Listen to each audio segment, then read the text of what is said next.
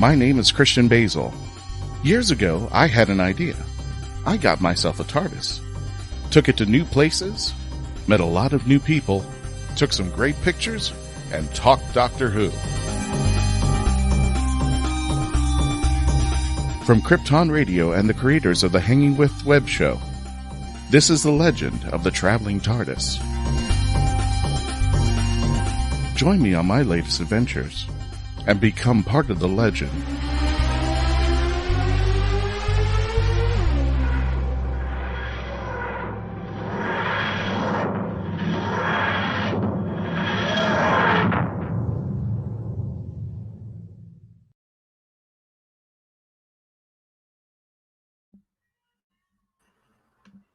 Hello, fellow Whovians, and now I gotta take this one off because I'm gonna start the show just as well as Christian does.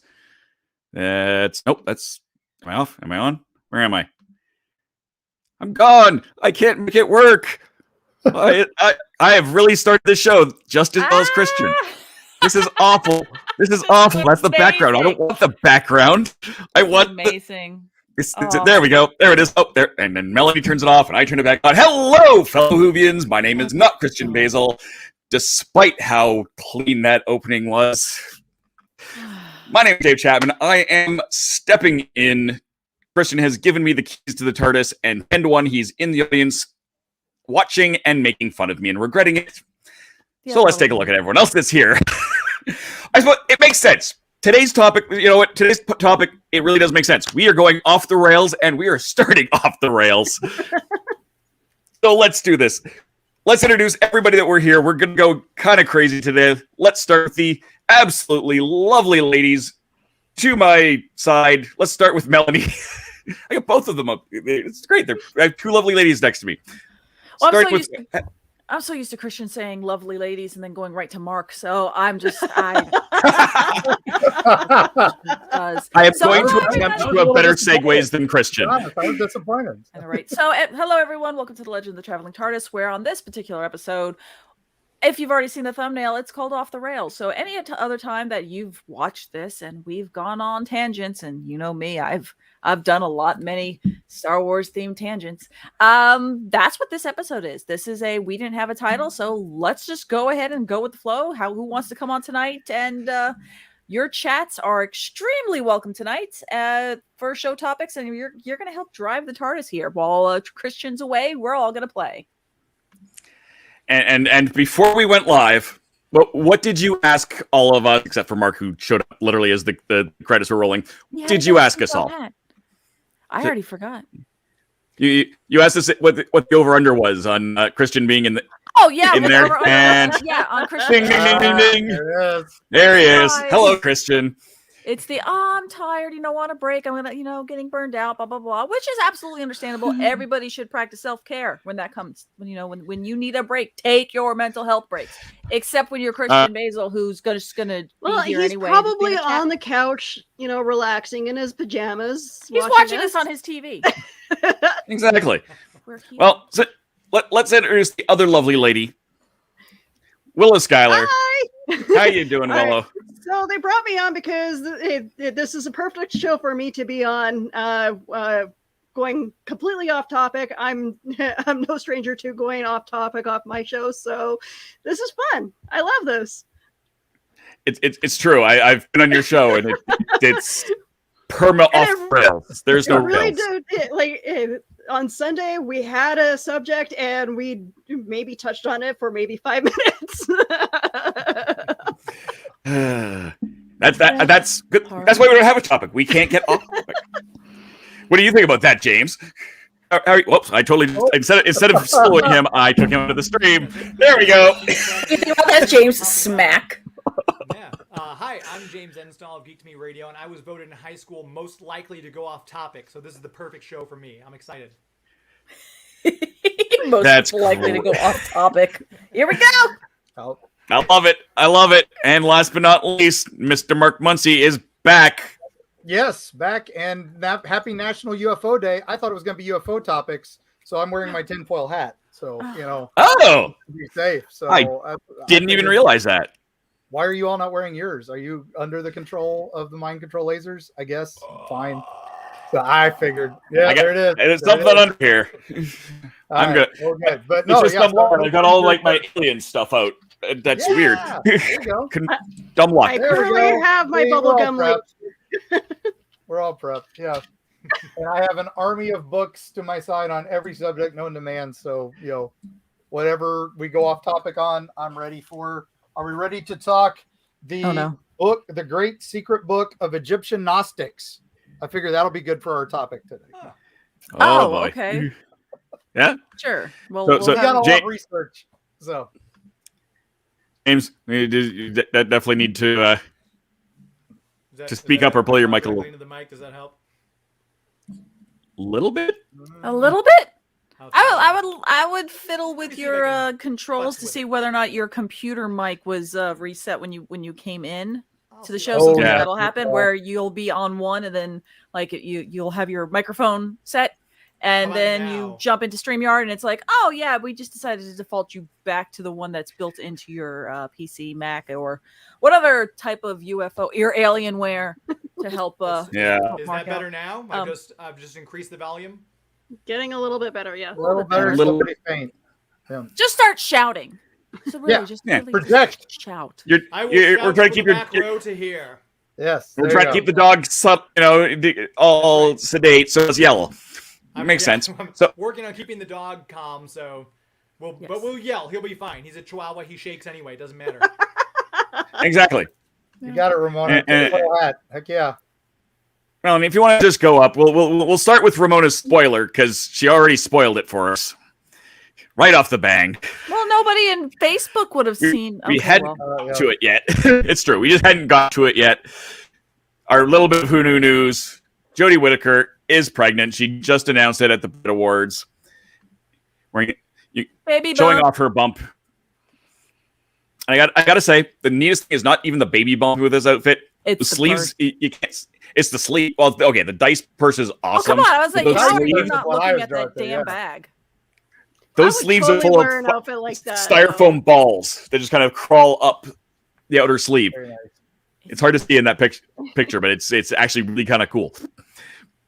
Her dress yes, is the kind that I would just literally just sit there and just spin around in because it probably go make me feel like a bell. I don't know, but I like that old bag looking like a dice. A die. A dice. Put a pair Egg. of tights on, and I'd be good to go for wearing that around. I like the shoes too. They're big and clunky, chunky ones. The 90s are back. Okay, what did you just bring back, Dave? Oh. All right. Well, what's in the box? I don't know what's in the box. As we were getting ready to go on, my doorbell went off, and I have a pretty good idea what this is. But I think it's a not Doctor Who game. Although we're going to be doing a Doctor Who game box opening sometime in probably 2 weeks. We'll find out. Possibly next. If it shows It up. kind of depends on what time it shows up. Yes, it's supposed to show up right around the same time I leave for a week. So we're going to open it. And look, I just want to point. these random boxes, and it's some Kickstarter you forgot about from 3 years ago, finally shipping. I would like to also point out, look, Christian, this is how you show off a box. I was gonna make that comment. How do you do an Open it. unboxing? Oh, you show everybody your mailing address repeatedly over Yes. many Exactly. times. We're just going. You will Ooh, not know where I even live. got a personalized note. Oh, that's This is very this is awesome. This is from Did it have hugs and kisses? people who make blinks. It has his phone number, but it does not have Oh. hugs and Well, that's kisses. second. Well, you have the This means is to neat. contact for those.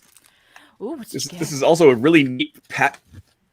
I love those packaging. It's easier to Yeah. recycle. Soft. It is.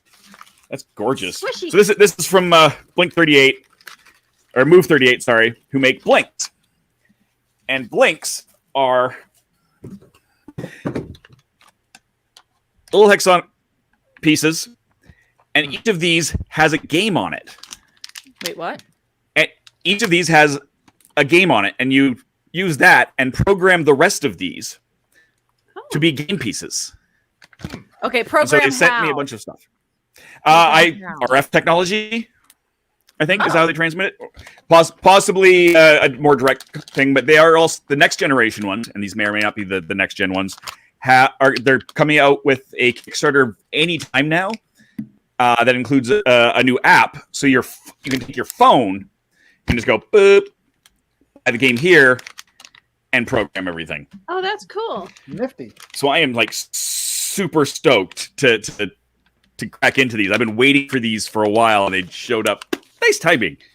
Good heft to them. So there's my off topicness for now. Mark, what do you got there? You got something weird and off topic. I've always got stuff weird and off topic. Okay, so lately I've been working with the wonderful folks at Ripley's Believe It or Not for a Discovery Channel thing that we're working on. And I get to go into the archives and find unusual things. Oh. And so one of the coolest things that I now have access to is this wonderful piece here. And I don't know if you can see it, but it is a giant ring with the initials JP on them. And they weren't exactly sure what this was. So that's when we had to go into the archives and figure out what the heck this giant ring was.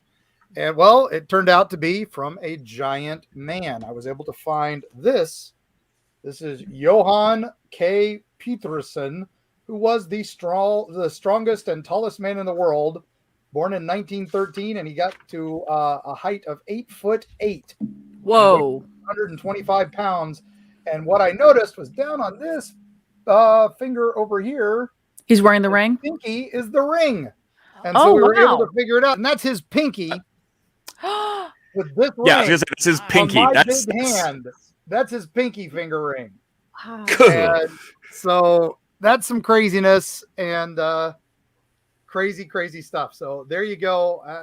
How often do you get to touch the ring of the largest man in the world for his time? And he passed away not too long ago in the early 2000s. But scary stuff. But when he was born, he was 8.8 pounds. So it's not terribly big.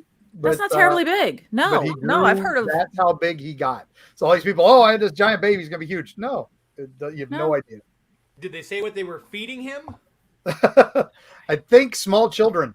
It must be, yeah. Or large children. Yeah, if he'd been around for Lord of the Rings movies, he would have been perfect for some of that stuff. He did do a lot of acting, which was pretty cool. I knew nothing about this guy, and suddenly I went down the rabbit hole, got to talk to some of his family members and all that. So that'll be coming out on some fun later on down the line on Discovery Plus on Road Trips with Ripley's. Keep your eyes on. Was he a contemporary of like Richard Keel? He knew him and all that. This guy was mostly Europe, so he didn't do much in the U.S. Okay. A lot of his movies were like this one, which was from Turkey, and that's from that postcard again. And this is just crazy. But he did a lot of stuff, and now all his clothes had to be handmade, of course. Of course. When you think about that whole costume. Except for his handkerchief. He liked to point out that he had monogrammed handkerchiefs that were made by a professional. I thought in that picture that lady was just standing well behind him, so she that's right. That's his wife. Insane. Wow. That's his wife, and she's like 5'4", I think, and yeah. So that's a cute on the couple. tinier side. Yes, that's already such a great couple. So. Wow. Yeah, we're thrilled, but I'm not going there. There's too many. No. Willow, you can take this up on Pillow Talk. Yeah. That is definitely. I got to keep you in mind for being on my show because I definitely want to know more about this. Oh yeah, I mean and that's like I said, you go through those archives and every box, there's all these boxes, and you're like, what's in the box? Like you were saying, and it's like, you have to do it like 7. Come on, man. It's like shrunken head. Okay, well, what's this one? Where shrunken head. Are these archives located? They're located in an undisclosed location in Central Florida that may or may not be near a mouse. That's very cool. Because I know a lot of the Ripleys are gonna, they're gonna have their own little museums everywhere. Because I'm more familiar with the one in St. Augustine than anything. Right. So, and I remember, when you had the Ripley's Believe It or Not, not only the original, like when Palance was Oh, hosting it, but after that, I think Dean Kay was hosting it a little bit, and that they would go to the same different museums, and I would kind of think, oh, I remember seeing that one at the St. Augustine, and so I was kind of wondering, do they? It's neat to know that they do have them in another secure location where they can, probably move their museum. And it's some crazy stuff. I mean, a lot of it's wax, where they keep the wax dummies because they constantly rotate out the wax figures. Yeah. But because they're also Madame Tussauds. They own Madame Tussauds now. So I did not know that. They also have all that. So there's a whole section of this warehouse that is nothing but, heads and bodies and things like that. And it's crazy. You're walking in the room and, there was suddenly, Elvis and Elvis Costello. Oh, of course they would be stored next to each other. But then they've got, the random artifacts of just who knows what. And while I was there, they got a box, and it was this giant box, and they're like, and they opened that up, and it was the fingernails from the lady with the longest fingernails in the world who finally cut them a few years ago, and sent them a big giant box of long fingernails that went from her hand to the floor. They curl. Yes. When you start so this was the fingernails, and they were like, well, I guess we got to make an exhibit for that. So yep, RatHole merch mug. There you go. For the record, it's a one of a kind. I didn't think anyone else would want one, so I got one for myself. But so and then in the same day, they got their most expensive artifact they've ever gotten, which was in a special carrier they'd gotten from a collector they'd bought, and they have it in their vault, in their air-conditioned, perma-sealed vault, and it's a dress. And it is the dress Marilyn Monroe wore for the Happy Birthday, Mr. President. Oh, wow. Wow. Yeah. So that, and then on the shelf next to it, speaking of Star Wars, was one of the screen-used lightsabers from Star Wars or Empire Strikes Back, and signed by John Dykstra with the letter of authenticity and all that. Oh, my goodness. And what they were piecing together with that was we were able to see the actual graphics logo on the flash bulb from the old camera that the original graphics camera came from, and you could still see that on there. They'd never cleaned it up or anything. It's just partially obscured and all that. Mark, my birthday is coming up in a couple months. If you want to just slip something over, head over there, museum. Just go over to the museum, say, hey, I heard you got this thing, and I got $50. Hey, Mark, I'm sure you got this a lot, but are any of the stuff that you have haunted? Oh, that's not this stuff that I have here, because this was all nice, and these were all at that museum. I'm sure they've got plenty of things that have some unusual stuff. Let's see. Dan said, "What the Sherlock Holmes Museum down the street from Massasodes?" They probably did, because they provide a lot of wax museum dummies from all over the world. They contact Madame Tussauds. There's another wax museum coming as a rival. I can't remember their name off the top of my head, but it's one of those two. 90% of all the wax museums. But haunted stuff, I got haunted stuff here somewhere. I could probably bring stuff out. Just give me some time. That's my day job, is Erie, Florida. Going to the weird and unusual places. So I got some rocks. So apparently I have already liked your page, and so I'm definitely going to keep that on the back burner to make sure that I keep checking back. Glad to. I can You go don't down do any all day. kids and weird stuff. Not at all. No. No, not at all. Not at all. It's not like I just finished a new book called Erie Appalachia, which will be out this fall from the History Press, and went to the editors January 1st. And has more illustrations from my wife than all three of our previous books combined. Oh, wow. Oh, sweet. So there are so many monsters on the Appalachian Trail. When do you think you'll start having books? Will you have them in time for MegaCon or Tampa Bay? It's probably July or August. So we know we're going to have them for Mothman Festival, and we'll probably have them for the later conventions, Spooky Empire in the fall and all that. But we're doing a lot of North conventions now because of this. So fingers crossed, Dragon Con, we're finding out this week. So I know they had opened their applications up. So I'm like, if you're up in Saginaw, Michigan at the very last week of July, they've got a little 2-day convention going on there that I'll be at. And Mackenzie will probably be at. Nice. not Motorcycle. OxyCon. Right. Oh, okay. OxyCon. It's put on by Deepwater Games, Oxy Media. Awesome.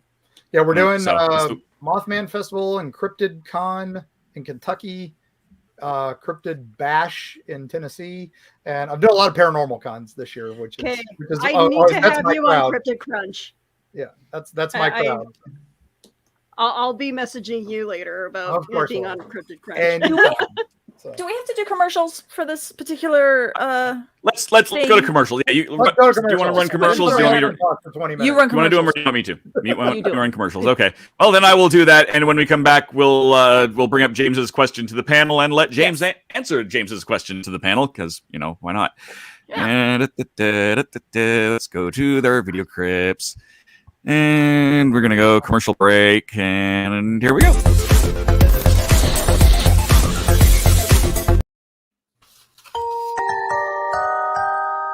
Jackie Sonnenberg's My Soul to Keep is a ghost story rooted in the realities of actual cults.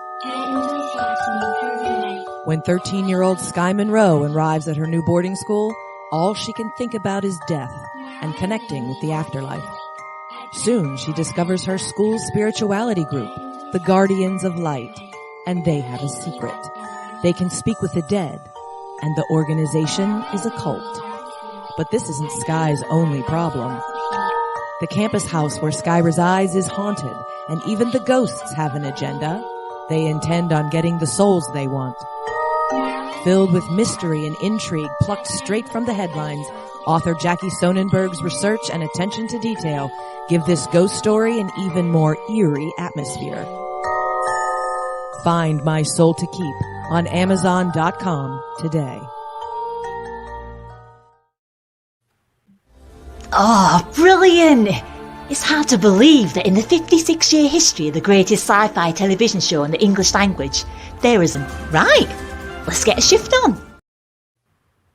So I'm not going to run the next commercial, but I wanted to say a couple words. We have this StreamYard has been run by Ragin, and for those of you who are on the air, you got it kind of announced mid-show, and that's when Meredith, one of those fine humans that run Ragin, passed away.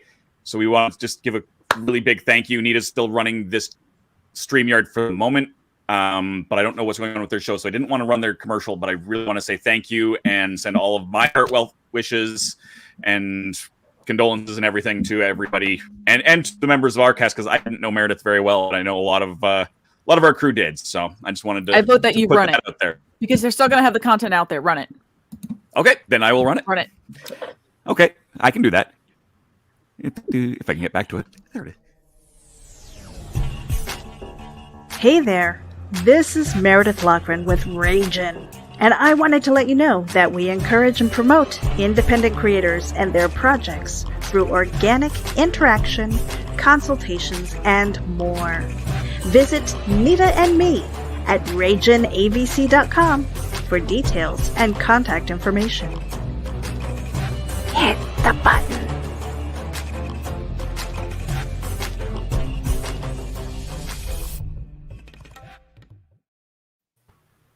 And there we go. So thank you, Nita, and we're back. And oh my goodness, do I need to go get my hat collection out? Is that what we're going on for now? We're going down rabbit holes. I just thought I'd throw on a different hat. Yeah. So That's fair. That's fair. Hats. I apologize in advance. I didn't know hats would be required. well, otherwise you got to stare at the gray hair, and I just figured this is better. So, and it's because Dave wears hats like all the time, and I felt left out. So. Okay, I'll go do that. Well, I'm going to go get more hats, and James can start with this panel question. What piece of history / pop culture memorabilia do you wish you could own? Oh, let's see. The screen worn stuff is always usually out of my price range, but I know that just went up for auction. I feel like in the past couple of years, they just auctioned off a screen worn version of the Christopher Reeve Superman suit from the original 1978 Superman movie. I feel like that, or Adam West's original screen-worn Batman utility belt, something like that. That's that iconic pop culture that was used during a filming of a TV show or movie. I think I'd have to go with something like that. Mm-hmm. That's reasonable. Let's randomly. All right, because we're doing it. So Willow, what would you like? Oh, so many things. Because I'm in a car like I love classic cars. I'm gonna have to say the '66 Batmobile. Ecto 1 definitely is on that list as well. My husband actually has Dodge Monaco, and I want it so bad to make the Bluesmobile, but he won't let me have it. So there's got to be a way that I can convince him to let me have it. Nice. Acceptable. Unacceptable, husband. Nice hat. Yes. Thank you. Thank you. Both of you. Now the only person who's not wearing a hat. I wrap my hair around my neck like a scarf. I have way too much hair for a hat. I have expected you to come out with a hat. I'm gonna go get. Hold on a second. All right, I know it. I have a feeling I know what she's gonna do. So I'll just pop over here and just adjust mine. Yeah, I love it. It's very fetching. My Jackalope mini Fez from Fezzorama. I said I was gonna get my hat collection. I gotta be. There you go. I'm Yeah. not gonna really be able to do anything though. I don't even know if you can hear me. I have had him. We can still hear you. I see. The funny thing is, none of the other people in the panel can. Oh no, you can see. You should be able. I don't know if you guys can see her right now. I No, I don't can. think they can. Extra. No. No, that's No. extra funny. As for me, I don't know. All of the Doctor Who FASA old role playing games. I think that'd just be kind of cool. I really. I come from a family of pack rats. And I've been trying. People have been trying to train me out of memorabilia because I just acquire stuff. It's what I do. Right. Quite literally, what I do. Which of the faster role-playing games did you need? All of them. Which one did you need? Yeah. The animated cover or the photo cover, or do you need the board game? So. We'll take all of them, and if you suddenly disappear in the bayou somewhere, I call dibs. Oh, Okay. good Lord. And we'll go to the best hat of the group now. Yes. Nice. Oh my gosh. Yes. Love it. I'm actually. The sad thing is, I'm holding it up because my headset is now underneath here. We can hear you. So, what piece of pop culture memorabilia would you like? Oh, good Lord. One, can you hear me okay? Because it's very echoey. We can hear you better than we can hear James. Okay, so I have a tendency of loving watching stuff from Prop Store. I've looked at the auctions from Profiles in History, like going to Comic-Con, so I see all this kind of stuff all the time. At one point, a little show that ended called Lost had some, things for auction. And I remember my husband and I actually we bid on like John Locke's costume. We bid on the hatch because I was going to put it in my backyard. The one that I wish that I could have gotten but got away was if you're familiar with the TV show Lost, the submarine. We were trying to bid on the submarine. We wanted the submarine because I have a lake in the back, and I would have put that out there as a floating dock. So that's the one that got away. But honestly, if I could have like a screen used, anything from Star Wars, any lightsaber. There's so many things that I would murder over. But I'll. You want a Mandalorian helmet? I don't know. Any Mandalorian helmet. Well, quite frankly, let's just put me back like this. I'll wear like a hat like there you Rick. go. Quite frankly, I am working on my own Mando costume right now. So yeah, this can completely turn into a cosplay thing. So working on two cosplays at the same time, but one of them is my own Mando. It's not the Mandalorian. It's not Din Djarin, but it's going to be a Mandalorian. That's Twi'lek. So I'm working on the helmet now. Ooh. Oh, nice. Ooh. Yeah. And I'm also doing Fancy. a version of Mother Talzin, which means I bought the whiteout contacts that Mark has. So I just got those in. I have to do attest It's to those. surprising how well those you can see through those. People always think, "Oh my gosh, you must not see it." No, fine. Yeah. Nice. Yeah. I got the ones with my prescription in them, so I'm like, woo, Yeah. I cannot wait. I'm gonna be like Mark. Yes. Yeah. They're pretty awesome. So, I think if I had to one piece of movie memorabilia or television memorabilia, it would have to be something from Buckaroo Banzai. I'd love the jet car.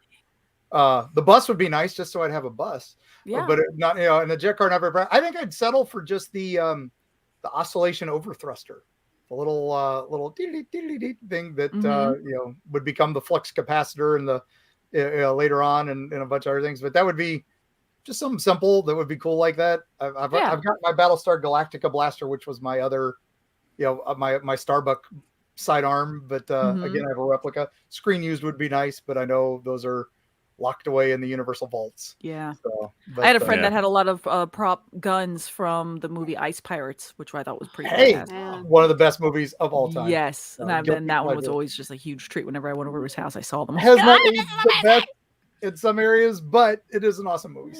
Yeah. So, a little cringy in parts, but still good.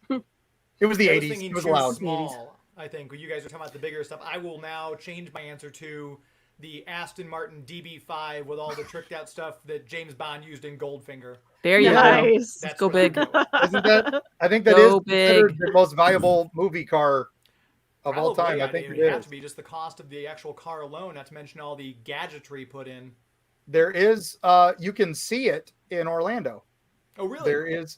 There's a car museum in Orlando that has like the largest movie car collection. You guys are talking about all your movie cars. I cannot remember. It's a private collection, but it's now opened as a museum. Oh, wow. And he has a whole Bond wing, and he has the Lotus, he has the Aston, he has all, and he's got the OGs, and that is the heaviest guarded room in the entire collection. I was just happy to have Black Beauty from the original Green Hornet. Yeah, I'm like, yeah. So again, those are good choices. Get some waxing figures in there. So yeah, it was pretty cool. I remember seeing a golden ticket from Willy Wonka and the Chocolate Factory at San Diego Comic-Con. I want to say that was Prop Store. It was either Prop Store or Profiles in History. Both of those. If you've never been on their websites, take a look. See, that stuff always comes. And that stuff does go to auction. But Rabbit Hole. Do you guys remember the Hollywood Studios when it was still MGM Studios? They had the prop shop. Yes. Right, as you walked in, that had screen use stuff that was not expensive, and it was because it was the days before the internet, so you could afford these things. I bought a Tron Frisbee. Oh wow! That was used in Tron for $75, and it was a Frisbee that had just been all the Frisbee stuff filed off, and it was painted glow in the dark. Oh my god! And I bought that for $75. I wound up selling it to pay rent one year for almost $3,000. When I was really hurting. I hated selling it, and I know now it's worth like tens of thousands. Yeah. Still, at least it was a decent return on your investment. But I can't complain. It's you take what you get. I remember that get higher than that, but who knew? Yeah, because I remember the props, the little prop area that was also just like the stuff that wasn't for sale, but then they had the saleable stuff right next to, what was the tram ride that was all the stunt. Yeah, I can't remember. Backstage tour. Yeah, backstage tour. I remember seeing one of the Christopher Reeves Spider-Man capes. They had that there for a long time. Yeah, it was Sid Kavanaugh's, I think, or Sid Kawingi. It had a weird name, and it was just this crazy shop. And you go in all the time because it was different every time you went. I worked there at the time, and it was just like, oh, I get my employee discount on this. Awesome! Oh, wow.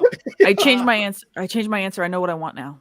Oh. I want, because I don't think it's for sale, but I want it.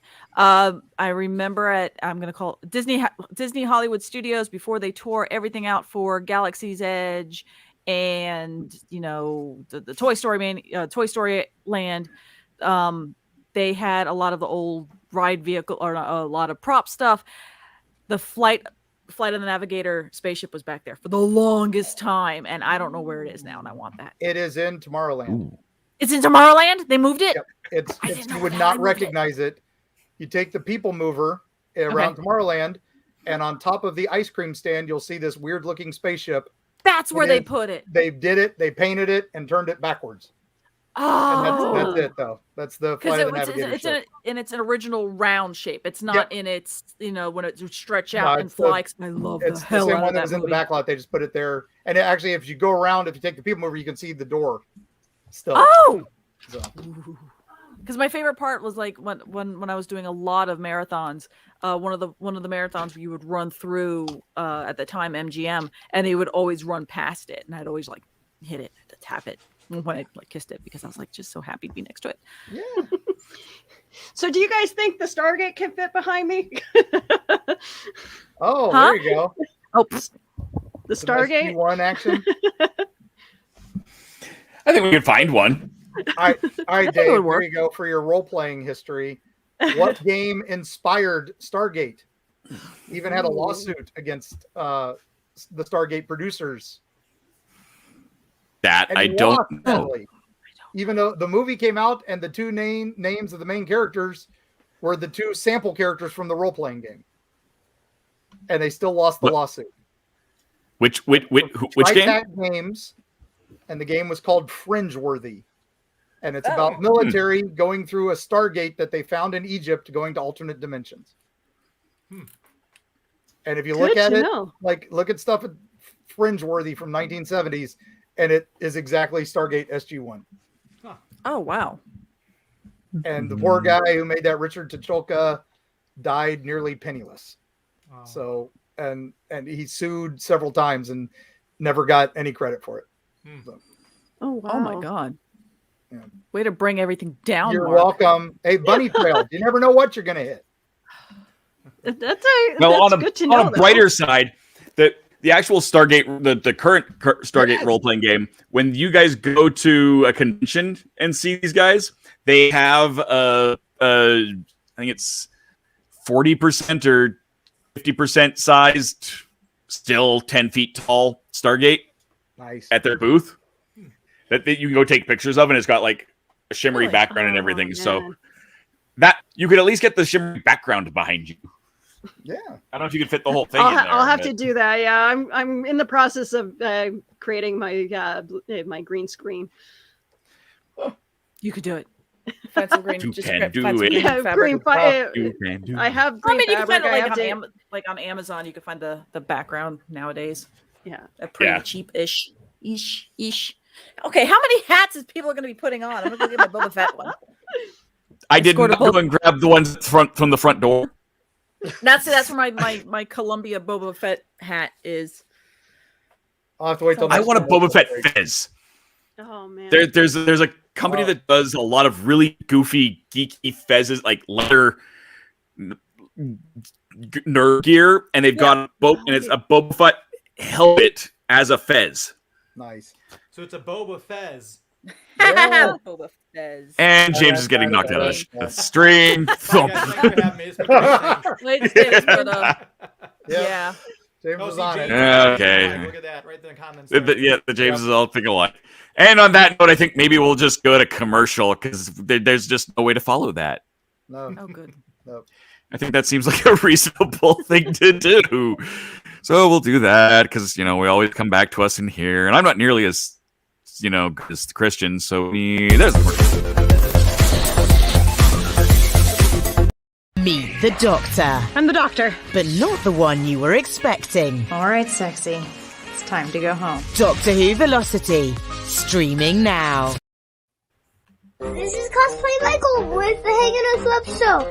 I want to tell you about my friends at Embellis Effects in Orlando, Florida. They've got makeup, costumes, and props for all of your costume needs. And the team at Embellis Effects is helpful and friendly. Embellis Effects is one of my favorite places, and I know it will be yours too. I'll see you there. Or go to embelliseffects.com. And remember, cosplay is for everyone. The massive audio Doctor Who Bad Wolf Bluetooth TARDIS speaker. That's all I gotta say, one word. Wow. It looks like it just jumped right off the screen. Here it is in all its Bad Wolf glory. Right here is the on-off switch and the up and down volume. Right here's the speaker. The TARDIS stands about 6 inches from the bottom of the TARDIS all the way up to the top where the light is. Look at the detail. Wow.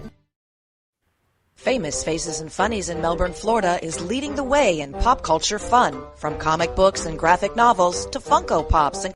You have more options than ever before when choosing a film, a television or internet series, a book to curl up with, or even a radio show or podcast. Get to know the people who are creating for you. The Hangin' With Web Show, hosted by award-winning author and journalist G.W. Pomacher, is the internet's fastest-growing web talk show series.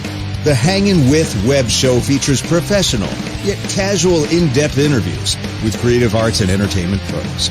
Meet the people behind a digital revolution in creating more quality content than ever before in the history of media. Find the Hangin' With Web Show on YouTube, Facebook, or Twitter, or simply go to www.hanginwithshow.com. That's www.hanginwithshow.com. You know what my favorite part of that commercial is? Baby Christian. Little baby Christian there is playing, doing Ed McMahon, and he's just, it's adorable. Yep. And we'll have to go through and look at it. Ooh, I so have hat envy right now. I don't have any of my other hats with me. Cobra! And Melanie has helmet. Only Cobras decided to destroy the weather. Oh, good Lord. No, that's not happening. That's fogging too much. Yeah. I'll say that, I couldn't stay underneath Wrecker for too long. Oh, that was crazy. Yep. This will be better. So, my Ripley's Tom, you clearly now here's how when you know that Tom did not tune in at the beginning of the show. So we all look at Tom and go, Tom was late. Because we already talked about that. But he's here, so this is great, and we're happy everybody's here watching us because we are completely off the rails, as the episode title would insinuate. Questions. Yes, look for some more questions. So here's a question. While Melanie looked for other questions, Book of Boba Fett. I spoiler alert. One, are you going to talk about spoilers? If so, how recent? Let people know before you begin. Yeah, that's why I was stopping. Is the Wednesday. Finale? We're on the precipice of a finale. I have heard a breaking theory that Boba Fett might actually cameo in the last episode of Book of Boba Fett. So we'll see. Yes, I've heard of that meme. I haven't actually seen it, but yes, that was kind of. I loved the last two episodes. We'll stay as vague as possible because there are a lot of people here. But the first three episodes, I really, really enjoyed. I enjoyed what they were doing there. I know there was some people who were like, but I thought it was a great take on everything. And then the last two episodes, which were brilliant episodes, and I understand why everybody went about them, but they didn't fit. I love that they're there, but I really didn't feel like it was like when. Does anyone remember when NCIS had their backdoor pilot on JAG? No. Melanie, have you ever seen JAG? Nope. So JAG was a elite law room procedural, right? Mm-hmm. It was a straight-laced military lawyer show, and then they backdoor piloted in NCIS. Okay. Which is completely not 180 in theme, but it's a pretty hard twist. It felt like that, other than the fact that we know it wasn't a backdoor pilot. Yeah. Mm-hmm. Well, I mean, these things have been going on since forever. I mean, look at Happy Days, Mork and Mindy, and and all the spinoffs from that. I mean, it even goes back to the Andy Griffith show and all the spinoffs from that. I mean, it's all about building universes now, and it's become we're full circle back to that. So this is and I do love that. Don't get me wrong. A long story, and I think if they had done that, they hadn't called it what it's called and just said, "Hey, this is just one big story," and keep riding. Name it after name it like Flux, a season title. See, I tend to point out the fact that we did not know we were getting Book of Boba Fett. No. Nobody knew we were getting Book of Boba Fett until we were watching the very end of Mandalorian, and all of a sudden we're getting this last stinger. We're like, oh, this is cool. And then it's, he's going to return in Book of Boba Fett, and just everyone's kind of like, wait, what? We're getting What? more? What do you mean we're getting more? And then from at that point, Filoni and Favreau coming out and saying this Book of Boba Fett basically is Mandalorian 2.5. Yeah. We're getting an extra little in between thing, extra bonus stuff. So for all the people that kind of for all the gatekeeping fans that jump in there like, this is right, it's called Book of Boba. They're like, you just got to complain about something, don't you? You just got to find something to bitch about. My only complaint was the low speed chase with the Power Rangers kids. That was my only thing. I was hoping that would be shot a little faster, and especially when you saw the train with the little train heist. I thought that was shot. And we've seen how fast speeders can go. Why is this thing going 12 miles an hour in the Bronco? Because they're Vespas. Because they're mods of little Vespas. Yeah, I they ain't gonna go fast. I was all right. So now the question is, were they more Power Rangers or more Captain Planet? What is your opinion on the Boba Fett's Goon Squad? I felt more Power Rangery. It was a close call. By their powers combined, they could summon Boba Fett, maybe. I don't know. It was very... They looked like they visited a 1950s kitchen appliance store and kind of cobbled together some stuff. So yes. That was just my take. I still really want a Smeg brand toaster. I don't care about the rest of the appliances. Just a Smeg brand toaster, and I'm happy. There you go. But no, I enjoyed it. It was such an off take from the rest of the show. That was the only thing that really took me out of it. That's my only complaint about it. Themselves are called mods, and then they were mod culture back in the 60s and of the UK mod culture. So I liked how the layers of okay, we're gonna have a biker gang, but we're gonna have it like with these. My only thing was like, I'm kind of in this. You can't afford food. You can't afford water. How the hell are you getting the dust off these things? You live on a dust planet of just nothing but just that. That was the only thing that my own little person. I'm like, how do you get that chrome looking so good? I can't take my bike out without it looking like crap real quick. And I'm in Florida. You go outside, it's humid. It's like stuff just kind of sheens off itself. Yes, Andy Griffith was a spinoff from the Danny Thomas Show. Yep, they're all spinoffs, man. That's right, Dan. Everything's a spinoff. Yeah, nobody likes to use the word but thank you for making me feel less old, Tom. Thank you for making me feel less old. Nobody likes to use the word spinoff anymore. It's better. It's more evil to say backdoor pilot. Or connecting worlds, world building. Well, no, because the show is a spinoff. But they put the pilot in the middle of another show. That is that is not the same thing as a spinoff. Spinoff is what comes later. Yeah, so they are definitely two things. Yeah. But which is definitely awesome. If you haven't watched that, that's great. I think it was something along those lines. Yeah.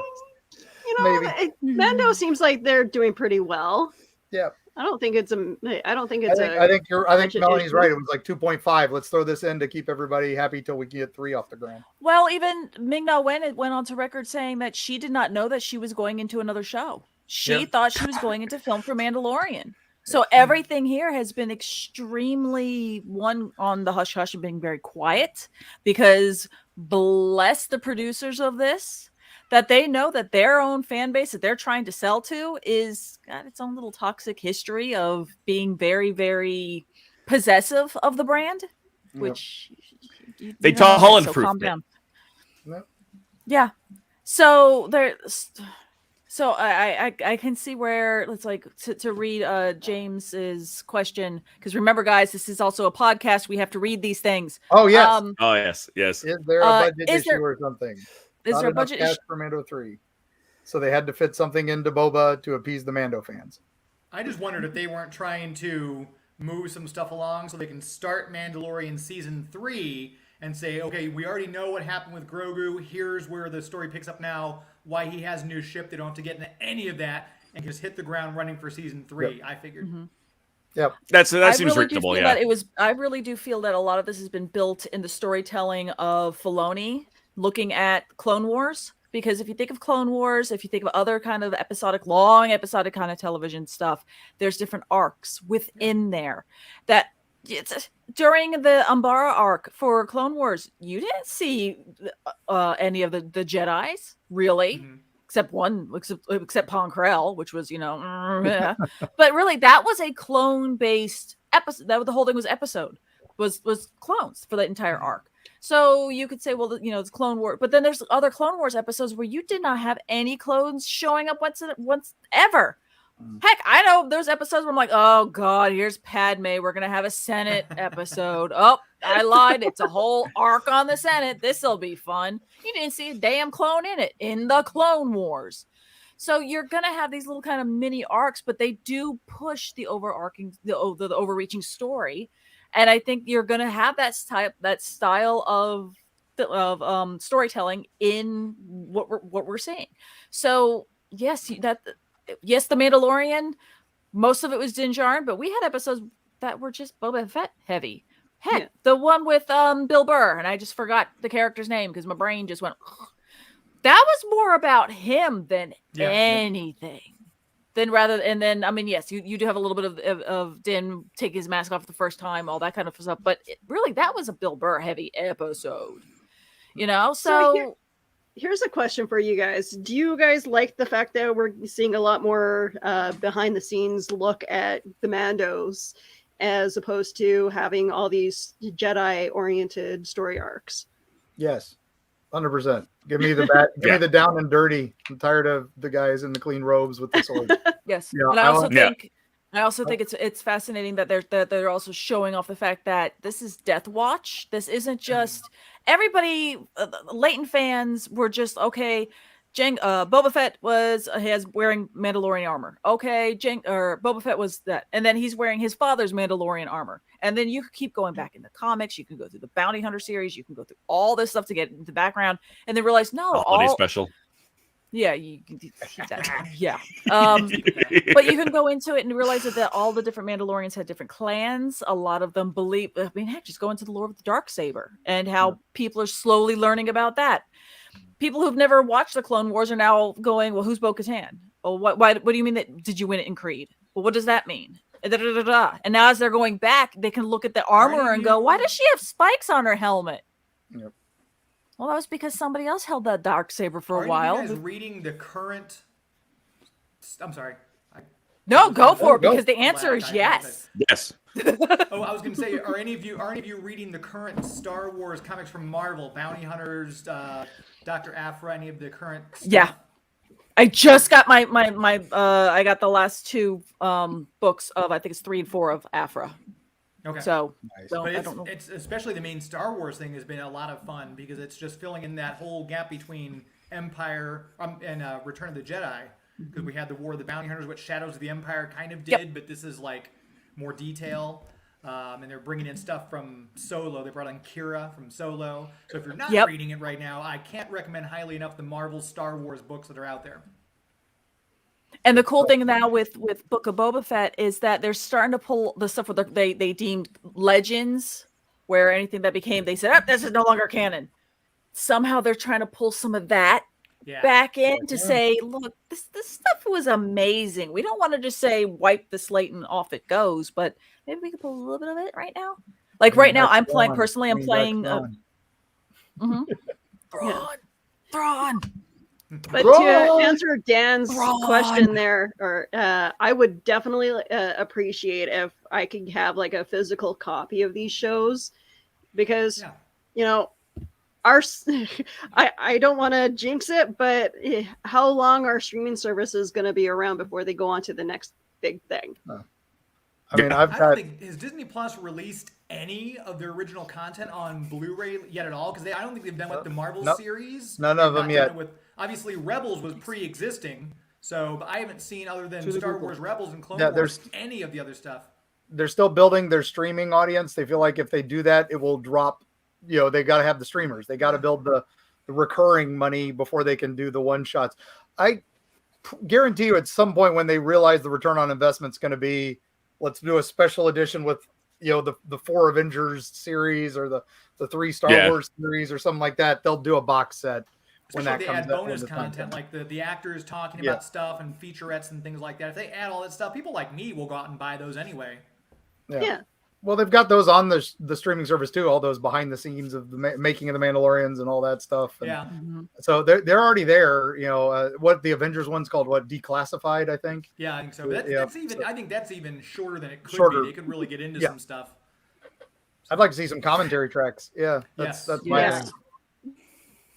So, I think it would be, as far as, and I agree with Willow, as far as streaming services disappear, the only upside, or one of the few upsides, I guess, of all of these big studios coming out with their own streaming services, like, Disney Plus, is that Disney's going nowhere. Even if Disney Plus disappears, Disney will still own the universe and can then just put out the DVDs. It's not like you're in the middle of watching, Buffy on Netflix and it goes poof. Yep. I think it's another turn of Disney utilizing the vault, because they're the ones that really showed off that supply and demand kind of fun of going, you know what, we're just not going to release this anymore. It's going into the vault. And then when we unvault the Aladdin, Little Mermaid, blah, blah, blah, blah, it can come out again. So I think this is their own way of going streaming. We're just going to go ahead and keep everything to ourselves. And then maybe if they need a Christmas push or something like that, or keep by making all this content that's not on DVD, that's not on Blu-ray or what have you, it's going to be more and more value to the streaming services to say, okay, well, if you want to come in and you're ready to binge, then they're going to be able to bring the bingers in, because right now Disney's shown off what streaming can do with appointment viewing again. Because look, it's almost Wednesday. Is it 2 a.m. yet? Is it 2 a.m. yet? Is it 2 a.m. yet? Look at what happened with Buffy, though, with streaming, because the originals were not made for widescreen. They were not high def. And so when they upscaled them, they made them widescreen, but you had shots with the crew on the side because they were shot, 4:6, not 16:9. And then they also didn't color correct them, because when they originally uploaded, filmed them, they color corrected them. And so some of them would come out and, shots that were supposed to be at night, and they had been, the original release was dark. Suddenly it's broad daylight and there's Angel the vampire standing in the bright sun, and nobody notices. And it's supposed to be this scary. I miss all of that. And it's completely gone when you're watching it on Hulu, because they totally did that. So hopefully with Disney money, they can go back and do a proper release like they did Star Trek. Paramount did a few years ago and all that. So Mark's comment, and Mark, I think you're lucky to have just met Jeremy Bullock, no matter what you had him sign. Yes. I would have loved to have met him, so I would consider yourself lucky no matter what you had him sign, just that you got the fact to meet him. And the Edward of Wickham, totally, definitely a good thing, because I mean, he was only in Boba Fett for a few minutes in the costume. So honestly, Jeremy would have been proud that you asked him for that Edward of Wickham, because that was actually him. Mm-hmm. Yeah, but he was such a blast to talk to at Comic-Con, and always. He would always show off his tricks and everything. That he's like, look what I can do with this coin, and it's like, he'd always have a big group around him. Well, eons before Disney even entertained the thought of buying, or not even that, before George Lucas even entertained the thought of selling LucasArts, he was always at Star Wars weekends at Disney. And that was one of those things where you had to get there pre-rope drop to try to run to get to the area that they were going to give out the not like the fast passes for the autographs, and I never got there in time ever. But I have tons and tons of photos of Mr. Bullock. I have pictures of Filoni. I have pictures of everybody.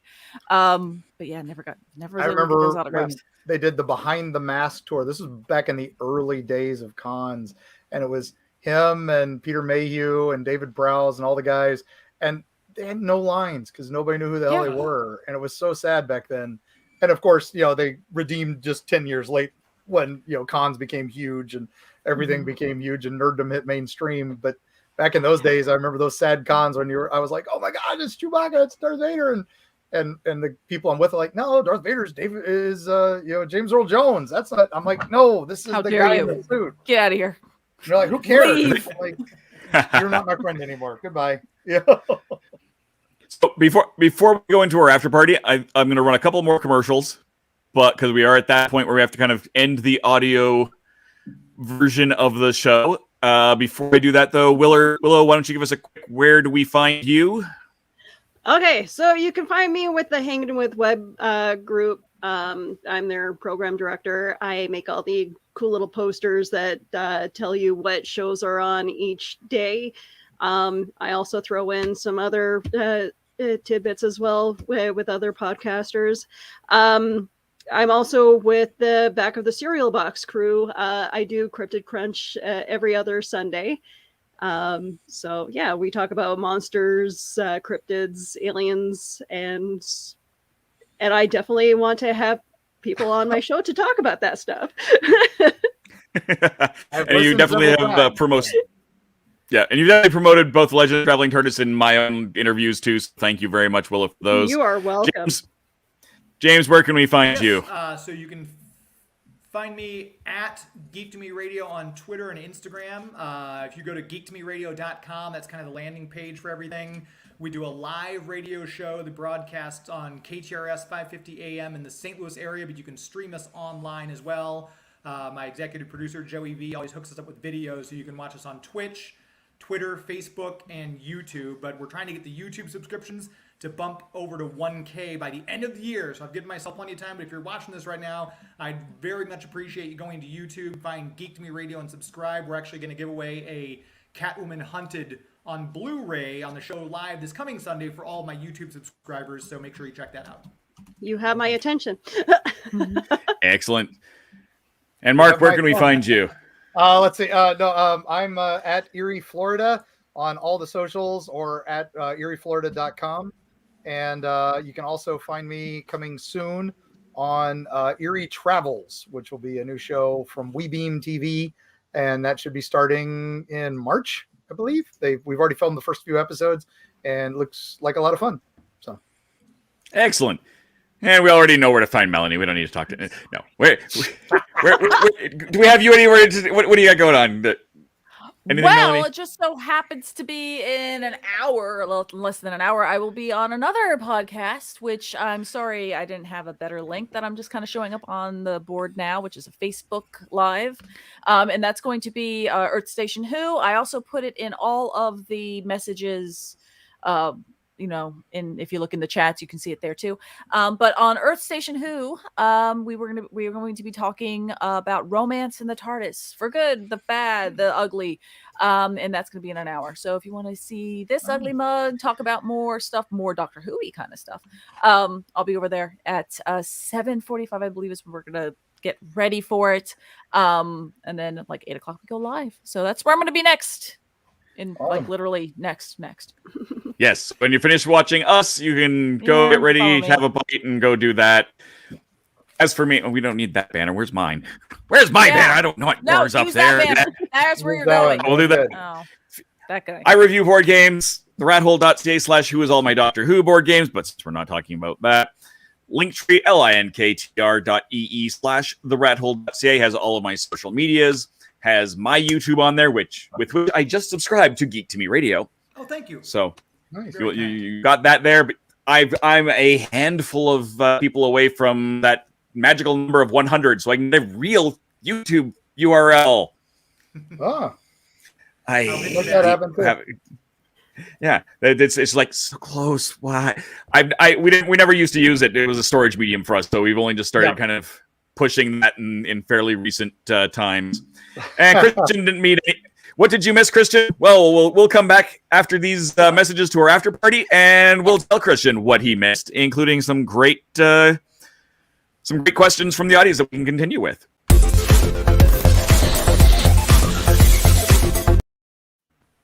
Push the wrong You have more options than ever.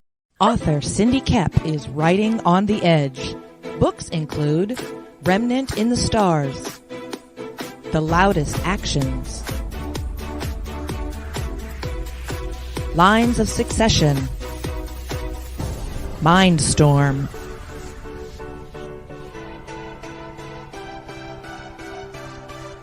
Condemned Courier, the Yerushalayim series, and Animal Eye. Find author Cindy Koepp at CKOEPP.com today. Now on Amazon.com, I Coin from author Jeremy Mosby. It's an alternate reality, and the leader of the planet iCoin is none other than Benjamin Franklin. When corrupt officials threaten not only iCoin but the Earth as well, an unlikely chosen one, Jeremy, must face dark foes to save the Earth and iCoin alike. Author Jeremy Mosby takes readers on a superhero's adventure through this compelling and imaginative alternate universe. Get iCoin on Amazon.com today.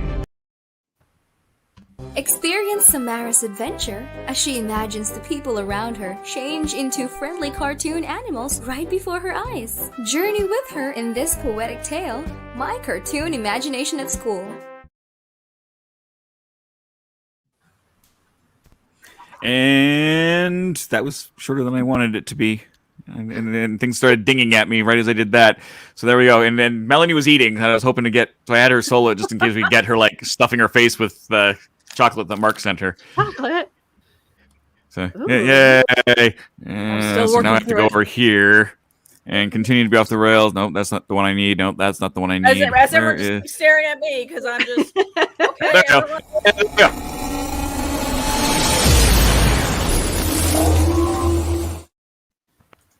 And now we're into the after party officially. There we go. Well, three of us are. Wait, the commercials are so bad that he turned Mark into just kind of, he just kind of shriveled up into a What? Yeah. What's wrong? Wait. Poorly. You chose poorly. Is that one of the shrunken heads he was talking about earlier? No, this is Clem. Yeah, that's Clem. Clem's in my seat. Clem, get out of there. Clem, move! Damn it, Clem. Stealing the spotlight. Always stealing the spotlight. We took him to the Fountain of Youth, and now he's you just can't keep him alone. He just won't sit still. So Tom says, I missed out on the Black Series Deluxe Boba Fett. Oh, I'm so sorry. The Tython Jedi Ruins at Walmart. #poop. Dude, those things are It crazy. is hard to find some decent Black Series figures at the store when they're being released.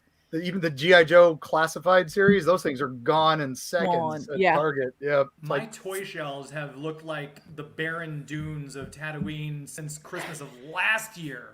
So the supply chain things are not helping now, but I'm lucky if I see a He-Man figure or a G.I. Joe figure on the shelves anymore. Mm-hmm. That's nuts. I saw a photo of, because I'm like all in with Star Wars right now, that the Bad Batch's release of Echo and Omega are kind of out.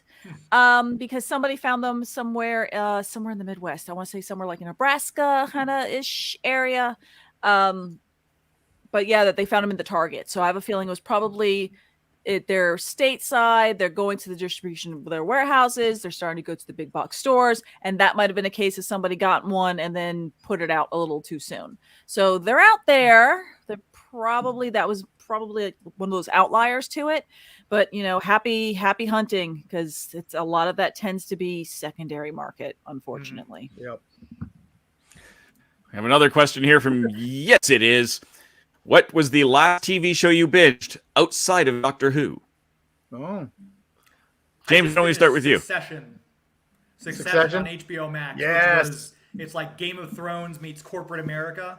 It makes me feel like there can't be people this awful out in the world, can there? And that makes me kind of wonder sometimes. But yeah, it's only, I think, 3 seasons, I guess. And we blew through all 3 seasons in like a month.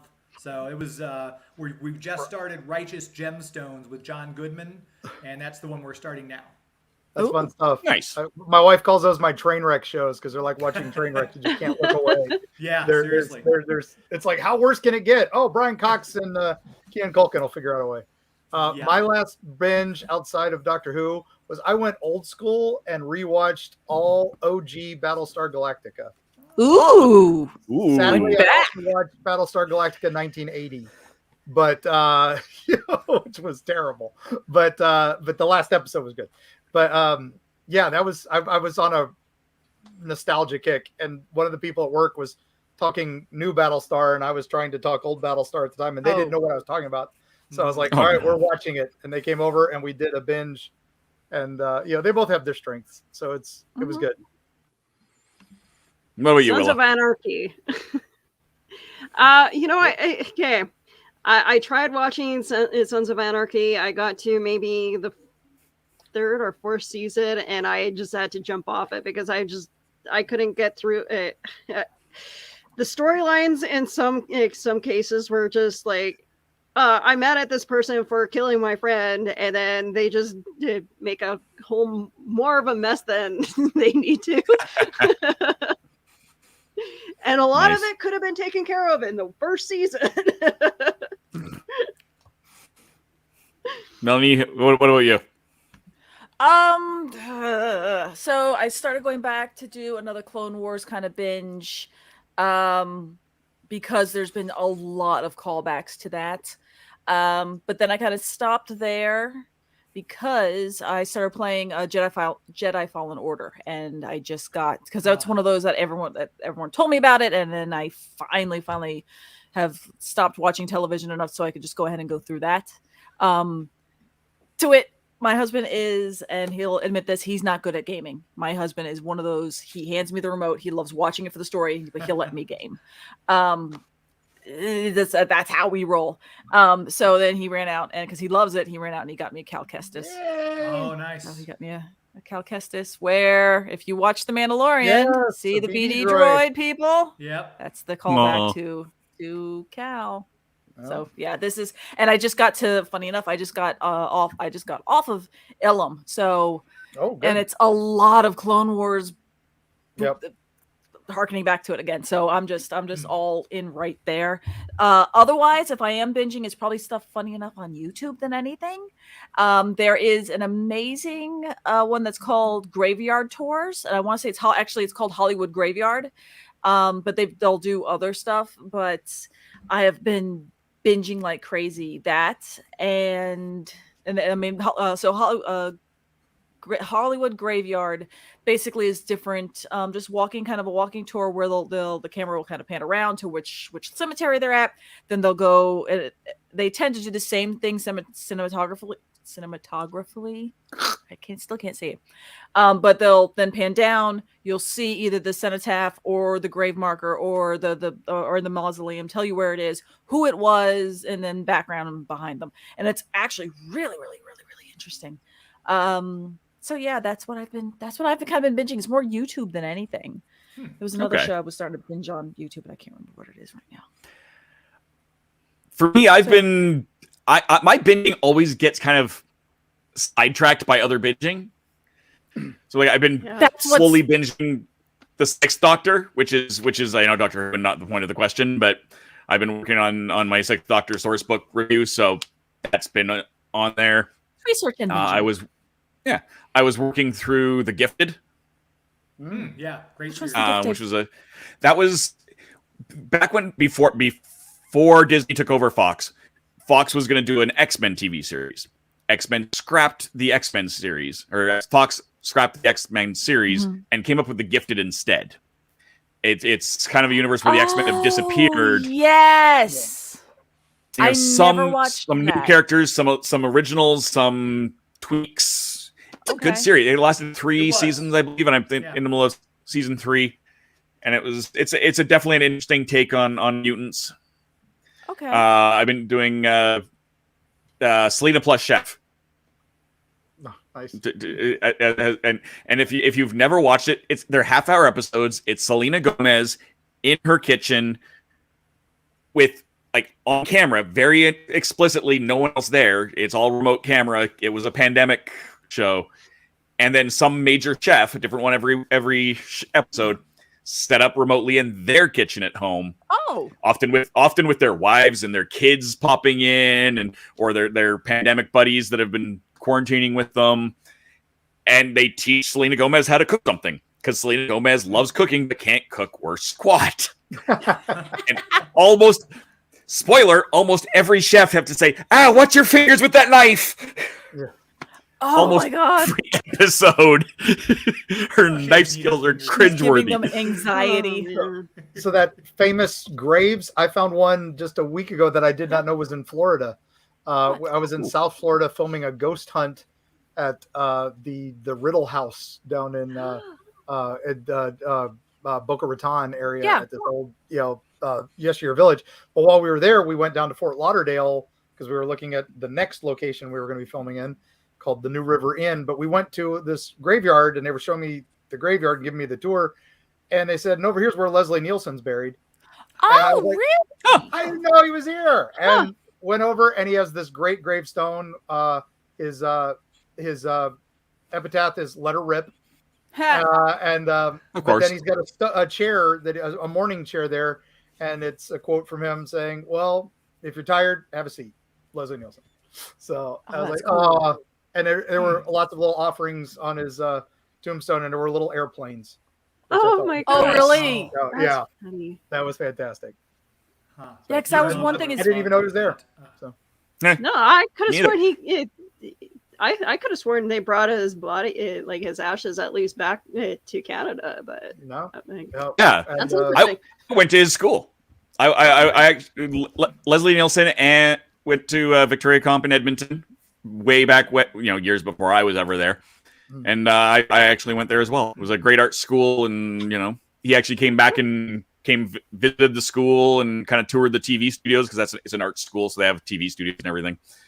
Obviously, this was many years ago, but what was the last comment? Was somebody asked, "What's our favorite movie trilogy?" I'll go to the question because I just want to hit the comment real quick. Oh yeah. With us, Dan says I've been binge watching a primitive camping series on YouTube called Corporal's Corner. Yeah. A guy goes out into the woods with a backpack and a few tools and builds an overnight campsite and cooks out. Which honestly, I'm always kind of fascinated with all those kind of. I tenuously say survivalist kind of stuff because some of them can go really crazy out there, but I always find them very fascinating. There's a guy that my husband follows on, I think YouTube. It's called Van Life, and it's a guy that lives in his truck and drives around. He's a Canadian, and I think he lives in Alberta. Well, as much as you live when you live in a van. Yeah. And the pandemic really messed with his show, let me tell you, because the last year and a half, I think he was supposed to be driving around the southern U.S. for his show. And no. He wasn't going to be let in. Yep. So, Andrew Morris. Hold on. Before we ask this, Willow, we get to laugh at Christian? Oh, Christian, let me guess. You have to wear... It's cold. You have to wear socks with your sandals?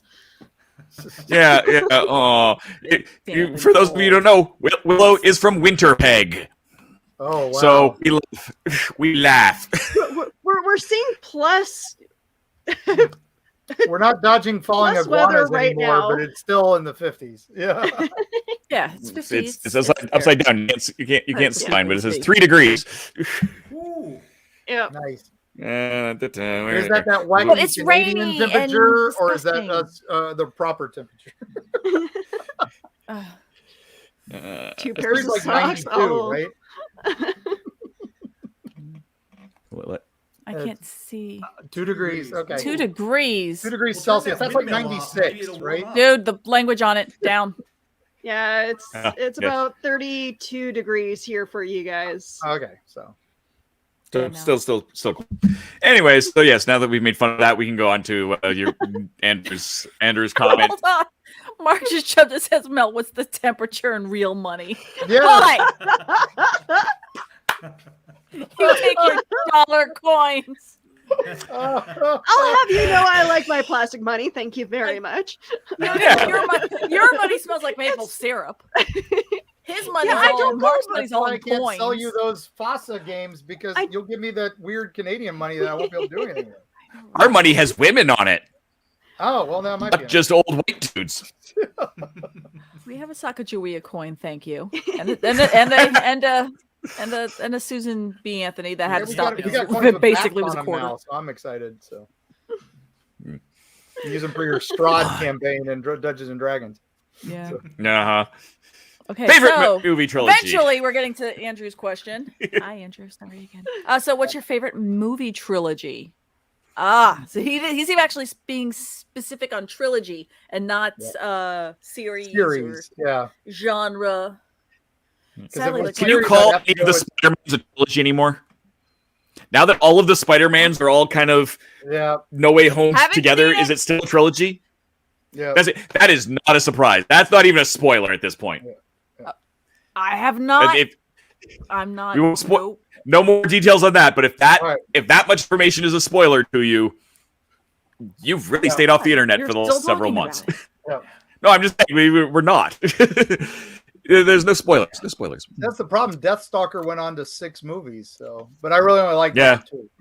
But wow.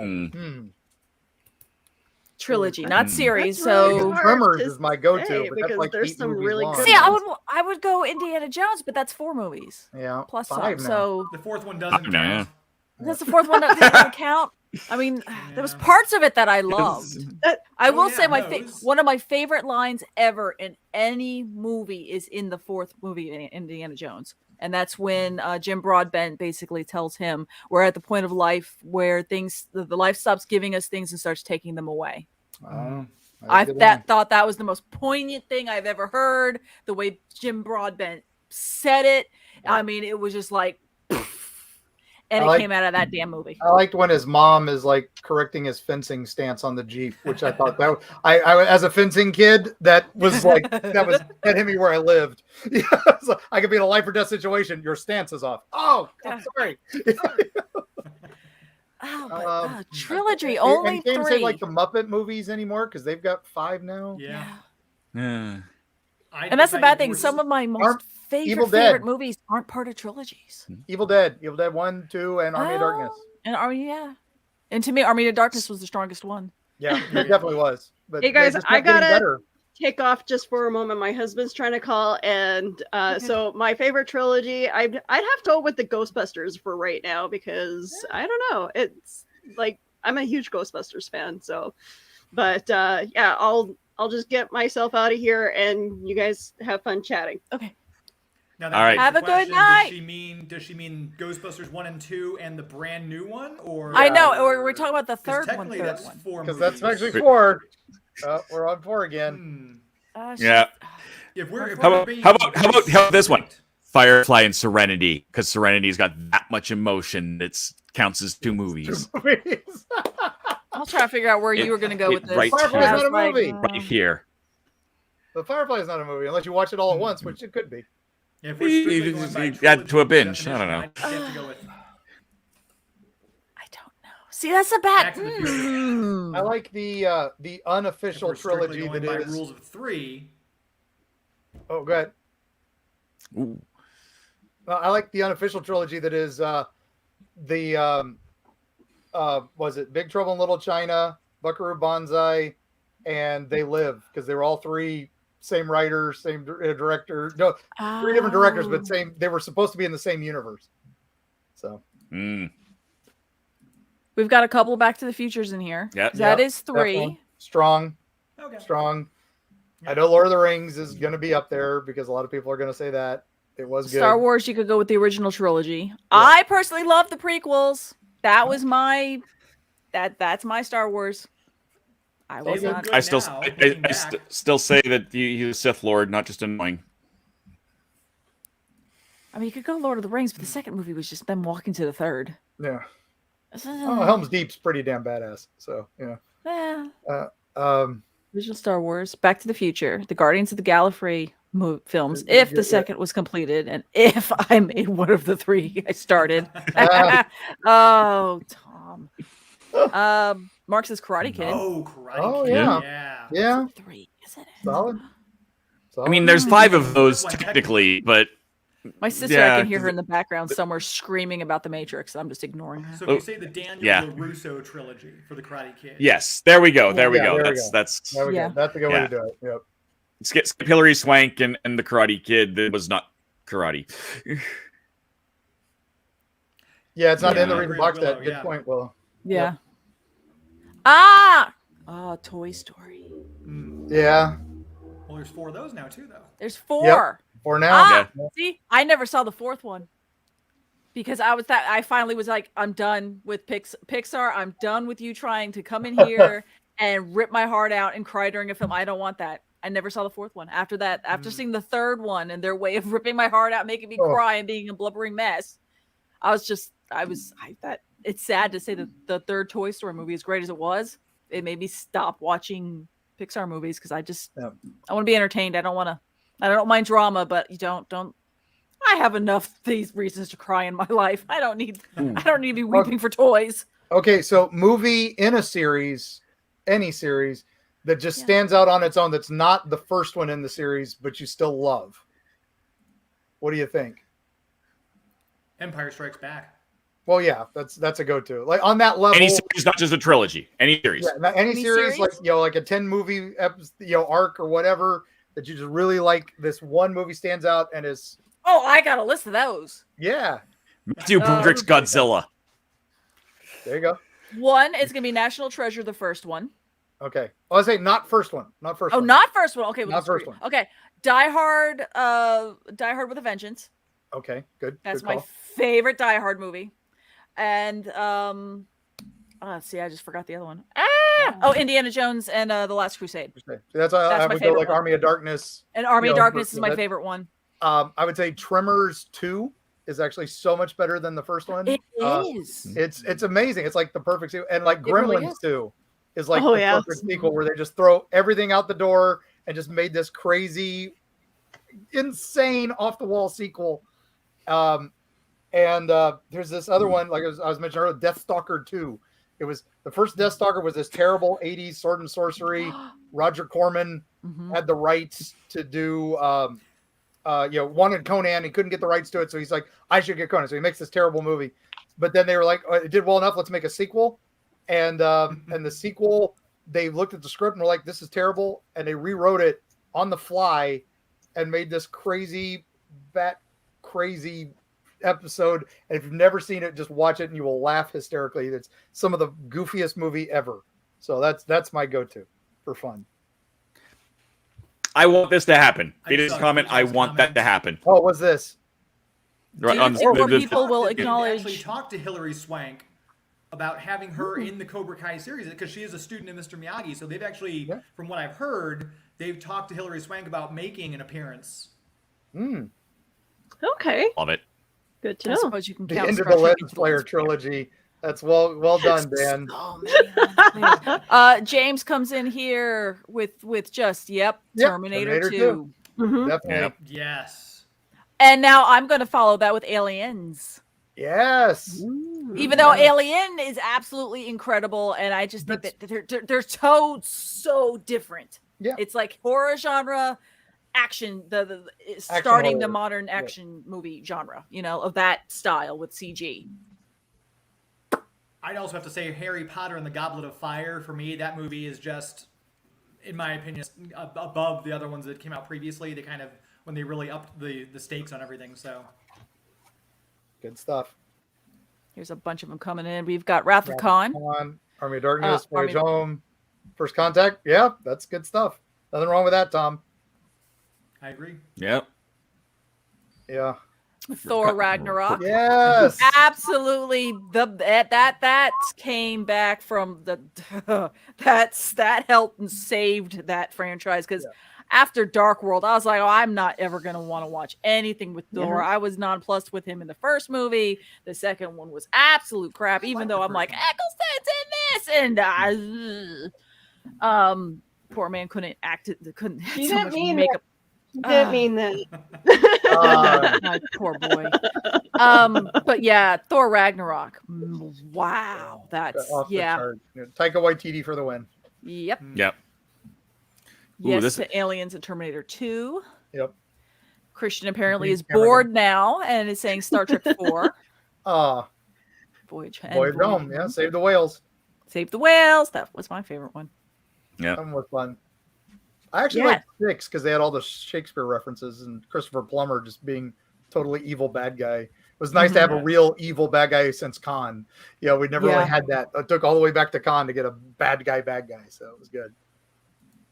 Here we go. Batman Returns. Oh, yes. That's my I don't know if it was one of my better, favorite but it was films. awesome. Yeah. Yeah.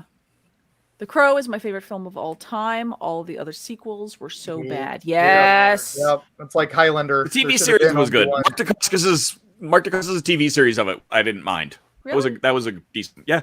I never saw it. I remember it coming out, and I was like, I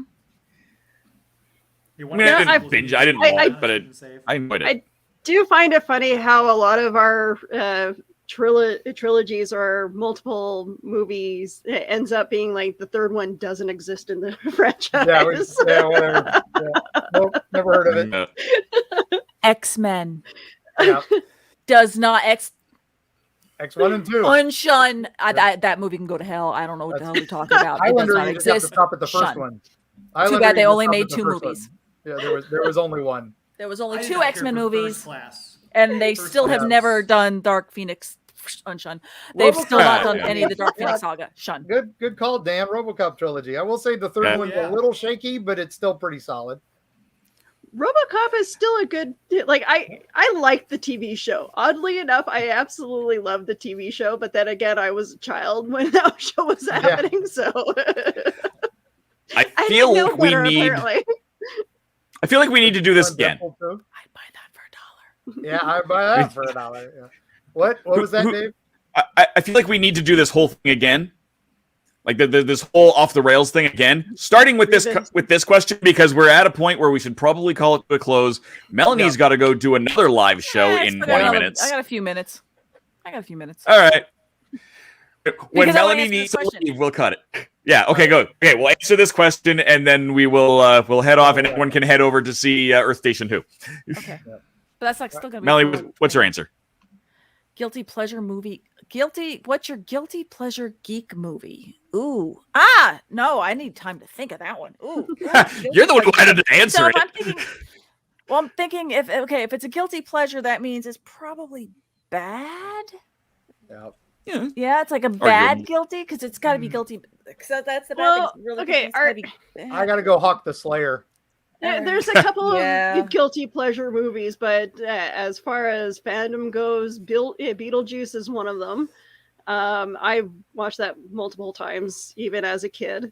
I still do. Every time it's on TV, I have to watch it. But if you're looking for something just guilty pleasure-ish, not really fandom, pretty much any Meg Ryan movie. Oh, I just saw I took the center screen there, so I guess I will have to say, again, not sure if it's geek related, but there are vampires in it, so I'm gonna go with From Dusk Till Dawn. Yes, I will also say the Ben Affleck Daredevil movie. If you watch the director's cut, that is a fine movie. You. And we get what's his name? Michael Clark Duncan is an incredible Kingpin. Yeah. So It's true. So those would be my 2 movies. Good call. Yeah, I'll There's with like a Hawk the 3 Slayer. dozen here. Yeah, I'll stick with Hawk the Slayer. It's just one of those. It was pre Lord of the Rings without a budget, and they shot for the moon and came up okay. It's still a lot of fun to watch, goofy fun, and I'd say my other 2, Tremors 2 and Deathstalker 2. Those would be my 3. Just those are the ones I love introducing people to that they don't know, and I'm like, these are ones you should watch. Maybe Six String Samurai would be up there too. Another oddball. If you haven't watched that, that's a classic. I'll definitely look that one. Okay, Melanie. Mine is spot. I had to think about it, and I'm like, ooh, nope, I know which one it is now. It is called Them. 1954, giant man-eating ants that became huge because of atomic bombs. That's my movie. I love it. I remember watching that movie like crazy when I was little, thinking it was the greatest thing in the world. Hearing that sound of the ants coming, which is like a fan with the belts off, going. That's my movie, and that ushered me into loving Mystery Science Theater and all that kind of stuff. But I can watch them without Joel or Mike and the bots. I can just go and watch them. Good stuff. I think I have 3. One I mentioned already is the Matthew Broderick Terrible Godzilla, which is a great popcorn movie. It is a terrible Godzilla movie, but a great popcorn movie. Yeah. And for those who don't know, they actually canonized that Godzilla as just Zilla and killed him in about 3 seconds in one of the other movies. Godzilla Final Word. Yeah, it was just like gone. Number 2, the Tim Burton Planet of the Apes. It was again a terrible Planet of the Apes movie, but a terrible Planet of the Apes movie. But it was a fun little movie. Okay, I really appreciated the end. You guys have a All right. Bye, Willow. Bye. Bye, Willow. And I'll end quickly with Super Mario Brothers. Oh my god, I loved that movie when I was young. That was the greatest, and it's so terrible. I love it. And we can't forget Howard the Duck. Howard the Duck. I need to watch that. It's on Disney Plus. I gotta pull that one up. All right. And on that note, ladies and gentlemen, I think it is time we need to bring this to a close. I really think we need, if you want to see us do this again, if you want to see the Traveling TARDIS go completely off the rails again, either on a regular time slot or just because we feel like it, make those, comment in here. Make sure you subscribe to our YouTube channel. Make sure you subscribe to all of our guests and panelists' YouTube channels. And Joe's apartment. And then go watch Joe's apartment. And I have an ungodly fear of cockroaches, and I loved that movie. So yeah, sorry. Yeah, no, homework is to look up Six String Samurai. You'll love it.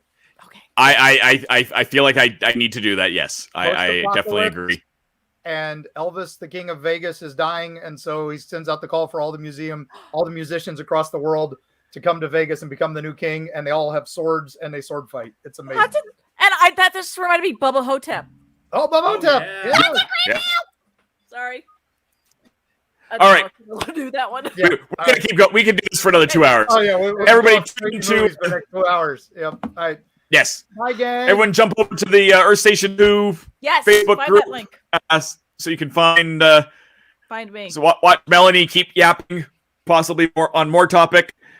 We're gonna be talking Dr. Rose, Dr. Martha, romance, and all the other crap and happiness in Doctor Who. So yeah. Excellent. In the meantime and in between time, that's it. Another edition of the Traveling TARDIS.